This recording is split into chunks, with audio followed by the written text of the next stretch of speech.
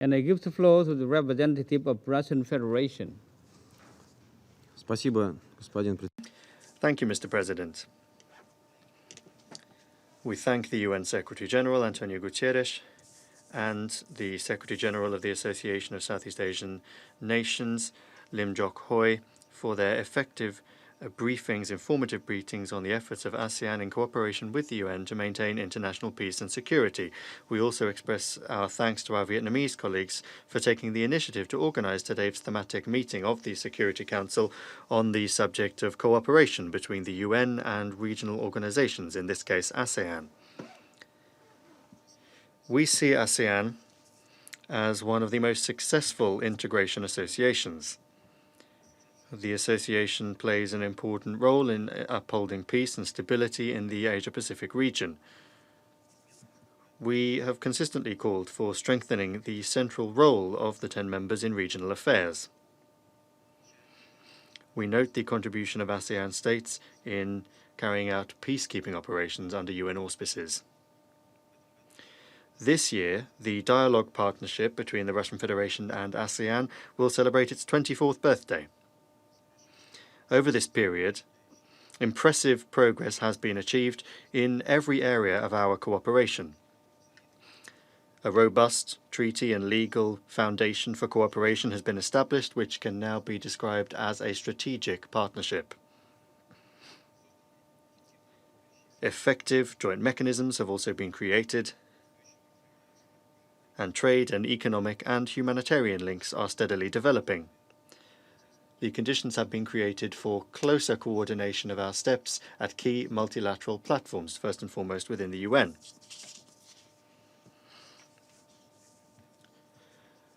The policy and security dialogue has now become very busy, focusing on the formation in the Asia-Pacific region of an equal, balanced and transparent system of interstate relations. The 2016 Russia-ASEAN summit in Sochi was the first high-level meeting on Russian territory in the history of our relations. The Sochi Declaration and Integrated Plan of Action to develop Russia-ASEAN cooperation for 2016 to 2020 were adopted as its outcome. Mr. President, Russia and ASEAN are of the same mind when it comes to establishing in the Asia-Pacific region an open and balanced security architecture based on the principles of the rule of international law, non-interference in internal affairs, a rejection of the use of force or the threat of force, and the peaceful settlement of disputes. We are united in our desire to prevent the emergence in the region of new dividing lines and also things that would undermine equality and consensus in the actions of interstate associations that have formed around the association. Of late, however, including during today's meeting, we have been hearing about a rules-based order which, as far as we can judge, is based on a selective approach to the norms of international law, and also the so-called Indo-Pacific region, which is a concept that has suddenly emerged. When we name places on the map, and we ask the authors of this between the difference between the Asia-Pacific and the Indo-Pacific region, we are told that the Indo-Pacific strategy is, as it were, more open and more democratic. But at the same time, the Indo-Pacific region does not include the Persian Gulf or West Africa, as they put it. And clearly China does not fall within that region either. And so this raises the question, what then is the added value of this format, which is aimed at achieving division rather than unification and unity? Strengthening regional cooperation and advancing a unifying agenda is something that will in no way be helped by these dubious innovations. Along with other dialogue partners, of ASEAN, Russia is helping the organization to build its capacities in addressing new threats and challenges such as terrorism, transnational crime, and the illegal trade in narcotics. We have focused in particular on the implementation of what was adopted at the 2018 Russia-ASEAN-Singapore summit, that is to say, the statement on the declaration on the safe use of information communication technologies. Mr. President, we are advancing steps aimed at harmonizing the various integration associations and undertakings with the involvement of the EAEC, the SCO, and ASEAN. These efforts lay a foundation for the creation in Eurasia of an innovative center free from barriers, which is based on the principles of international law and the norms of the World Trade Organization, as well as respect for different development models and the rights of peoples to themselves determine which path they want to take forward. This philosophy lies at the heart of the Greater Eurasian Partnership Initiative, which was advanced by the Russian President Vladimir Vladimirovich Putin at the Russia-ASEAN Summit. We believe it is important to build dialogue and practical partnership between the SCO and ASEAN, given that both organizations work to resolve the same security and sustainable development issues in Asia.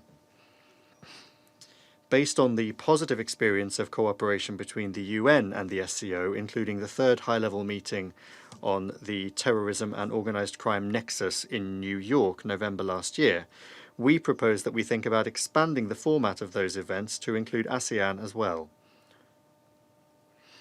It would also be useful to exchange experience between ASEAN and the regional anti-terrorism structure of the SCO, based on a well-developed legal and treaty basis, and also effective mechanisms for interstate cooperation. Mr. President, in connection with the ideas that have been expressed here about the territorial disputes in the South China Sea, I would like to underscore that our view is that any territorial disputes in that region must be resolved between the states in question on a bilateral basis. Using the subject of today's meeting, which is aimed at building cooperation and advancing a unifying agenda in the region, in order to throw out your own vision for the resolution and settlement of disputes and thorny issues based clearly on narrow national interests is unacceptable. All the more so if this is being done by states that are located many thousands of kilometers away from the region. We also do not see any added value in raising the subject of Myanmar here in the Security Council. The problem of the return of the Rohingya refugees should be resolved through bilateral consultations between the parties involved. We welcome the mediating role played by ASEAN and China in resolving the situation in Myanmar. We note the fact that ASEAN recently conducted an assessment mission to assess the needs of refugees. We believe that those in the region always have all of the information they need about the state of affairs on the ground and are better aware of the regional specifics. Mr. President, in January, Hanoi became the president of ASEAN. We share Vietnam's priorities in the association, including the focus on increasing ASEAN's contribution to the maintenance of peace and stability in the region. We are convinced that our partners and ASEAN have all of the necessary experience for that, the tools they need, and the goodwill. We stand ready to support and develop our cooperation. Thank you for your attention. I thank the representative of Russian Federation for his statement.